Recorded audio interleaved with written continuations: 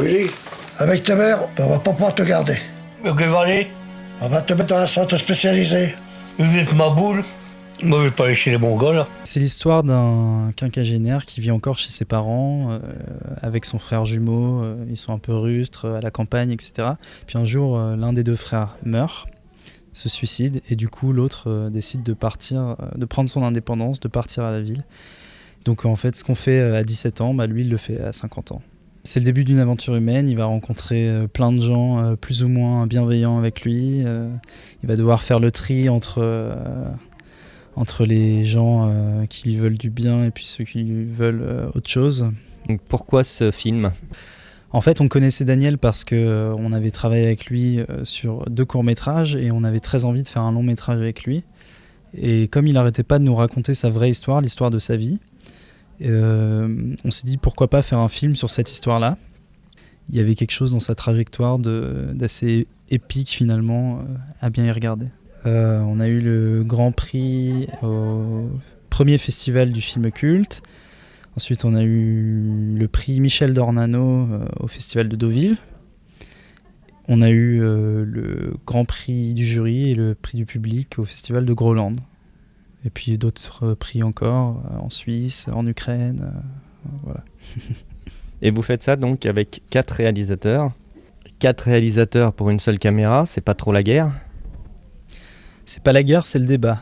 Et on a vu lundi que les débats pouvaient être sereins. Donc non, en fait on s'est jamais réparti les tâches à aucun moment du tournage. Du coup, on a toujours tout fait ensemble. Et à 4, il fallait qu'on soit d'accord. Donc on débattait en permanence de tout. Ça pouvait être des choses absolument infimes, comme des... Enfin, on pouvait aussi débattre sur des choses extrêmement importantes. On parlait tout le temps. Voilà, c'est comme ça qu'on a fait. Et jusqu'à ce qu'on soit d'accord. Donc ça pouvait durer longtemps, mais au final, ça a marché. Et ça nous a permis de jamais être en manque d'idées. Ça, c'est hyper important. Parce que moi, je sais pas, j'ai un peu peur du vide et... Je préfère qu'il y ait tout le temps des gens qui sont en train de parler et tout le temps des idées à rejeter plutôt qu'un manque d'idées. Donc ça avait quelque chose de rassurant finalement. Oui, par rapport au débat de ce soir. Souvent les questions un peu étonnantes ou nouvelles viennent quand il y a des classes de lycéens par exemple. Alors là, on est sûr qu'il y aura des questions auxquelles on n'avait pas pensé. Le reste du temps, les adultes sont plus normaux, plus rationnels, ils posent les bonnes questions qu'il faut. Mais c'est toujours intéressant. Hé, où tu vas? Hé, j'ai ici là. Oh là là là là. C'est un débat donc lié au thème du film sur la différence, entre guillemets. Est-ce que vous pensez que ça peut finir par faire évoluer la société, ce genre de débat ?